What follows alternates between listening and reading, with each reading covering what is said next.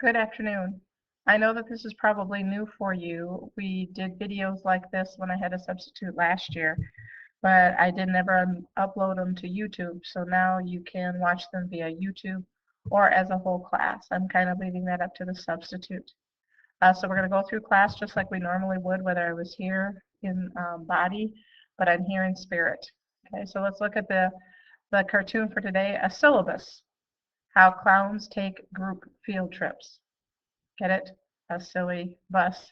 Uh, so take a moment and turn to your neighbor and what is a vocal personality and why is it important?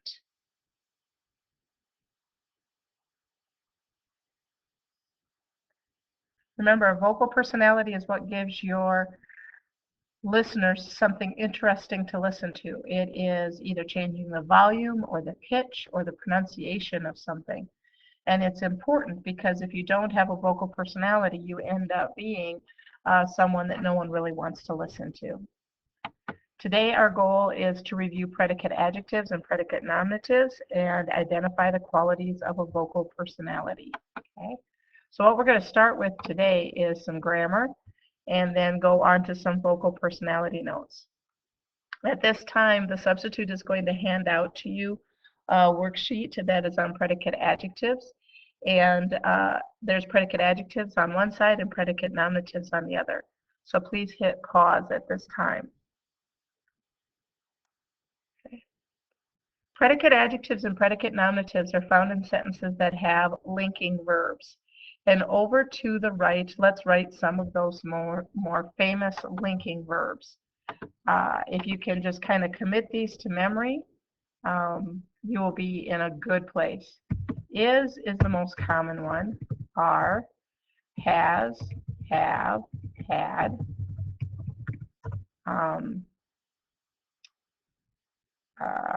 Tasted, smelled, touched,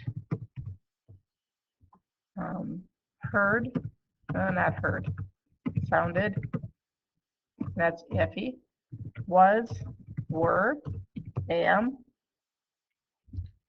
Those are the most, probably should as well. Those are probably the most common ones. These are the tough ones right here because they are usually linking verbs, but because they look like they should be action verbs, they can be a little bit confusing. Please write those to the right in your notes. Okay? So just like finding direct objects, which are always with action verbs, you will never find a subject complement, a predicate adjective, or a predicate nominative inside a prepositional phrase. So we're going to follow the same procedure. If you just glance down, you'll notice that these sentences are very, very simplistic. We'll start with that, and then we'll get a little bit tougher in our review. Okay. So what you need to do is underline the subject once, the linking verb twice, and then circle the predicate adjective. On the other side, you're going to underline the subject once, the linking verb twice, and circle the predicate nominative. Okay, so let's do number one on the front side. Great men are not always wise. The subject, men. The verb, are. Men are what? Wise. Okay. If you take that word, great men are wise, here, let me type it out here for a minute.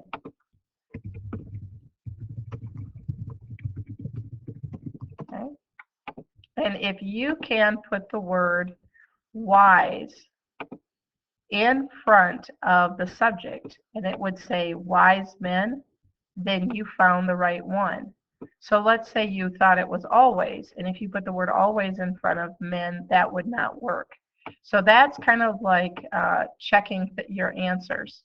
So let's do the next one together. Peter and Paul were faithful in many ways. Okay? So the first thing we want to do is to cross off any prepositional phrases. Okay? Subject, Peter and Paul. Verb, this linking verb. Okay? We're only left with one word, so that's faithful. But let's double check. Can you say a faithful Peter and a faithful Paul? Absolutely. Okay. On the other side, let's look at nominatives. Nominatives are simply nouns. Rather than being adjectives, they are nouns. So your lab partner will be either Michael or she. Okay? Same thing. Let's look at, there aren't any prepositional phrases. Verb will be, who will be, partner will be what, Michael or she. That's a horrible circle. Okay? They're nouns because, of course, Michael is a proper noun and she is a pronoun. So those are predicate adjectives. So for right now, we are not going to mix them up, predicate adjectives or predicate nominatives. We're going to take them separately. Okay? One more. Okay? Buenos Aires is the capital of Argentina. Okay? I'm going to cross off the prepositional phrases of Argentina. Subject, Buenos Aires. Verb is, because it's part of that list, Buenos Aires is what? The capital. It's a noun because there's the word the, and that lets us know. So for tomorrow, Tuesday, you need to do both sides of this worksheet. Okay? It's just a matter of underlining the subject, underlining the verbs twice. Remember, all the verbs are linking verbs. And then circling the complement. Okay? All right, so now at this time I have to hit pause and I want you to take out your notes on vocal personality.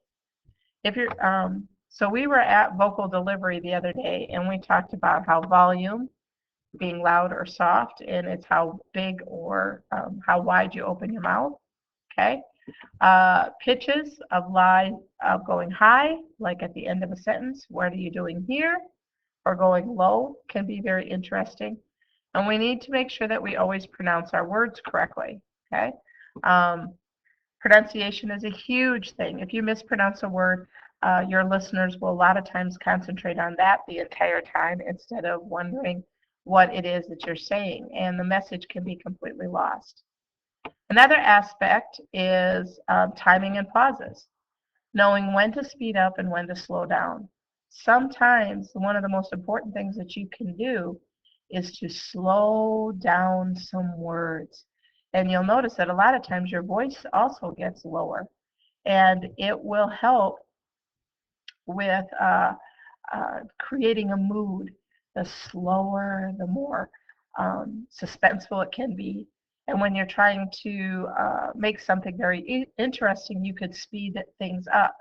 The thing about speeding things up is that sometimes you lose your articulation. And when you find yourself stumbling over a lot of words, it means that you are more than likely going too fast. That's always a dead giveaway, is when I start mixing up my words, that's a giveaway to me that I need to slow down. Okay? Another thing is articulation. Okay? Articulation is that you should say every T, D, P, B as clearly as you can possibly say them. Articulation is what we hear. Okay. In the auditorium, for example, when you're standing on the stage and you're saying a word, it takes about 0.2 of a second, and that doesn't sound like very much, but it is a long time for it to get to the audience. And if you have horrible articulation, then what we're doing is we're spending our time wondering what you said instead of being interested in the message itself. And finally, what is called vocal variety. Okay, it's called that colorization. Okay, choosing words to emphasize. It might be called an inflection. Some things that you might want to say with just a little more emphasis, or you might just say it with a little more emphasis, or you might want to say it with just a little more emphasis, or you might want to say things with just a little more emphasis. You decide, as the oral person who is delivering it, what words to emphasize. Okay? Characterization. This is when we want to know that if you're playing multiple characters, that we can distinct between each and every one. And finally, energy. Energy has to do with the amount of Yeah, the amount of energy that you put into something. If you don't have any energy, then we're not going to either. We don't want to listen to you because if you sound bored, we're going to be bored as well. Okay? So we have gotten through some of these things. Okay? So right now, you guys are going to be put into groups of 3 and 4. Okay? We're going to go to the old commons. Actually, we won't. We'll just stay here because we're already put into pods, and that'll work. Okay? You're going to look at the sentences that I'm going to give you, or the substitute's going to give you, and you're going to decide what words should be emphasized. Go around the table twice. Okay? So you might share the sentences that you added to, and the group members have to decide which words you were emphasizing. Maybe they can't even tell. So for example, I'm going to use one of the sentences that you guys had in your predicate nominatives. Your lab partner will be either Michael or she. Right now, there's no inflection. So I might use your lab partner will be either Michael or she. There I emphasize the word lab. I might say your lab partner will be either Michael or she. There I emphasize the word partner. Your lab partner will be either Michael or she. Deciding what words you want to emphasize is what is inflection. On the reverse side, you're going to recite as some tongue twisters. These tongue twisters will help you practice your articulation. Now, this could be a very loud class period, and I expect you to be respectful of the volume that is in here and stay with the volume that is within your group. Also, the last little thing has nothing to do with inflection or anything like that, but I have been very upset about the fact that the desks, when I come back in the mornings, has been very dirty. There was red marker all over one. There was one that looked like somebody had written in the pencil well.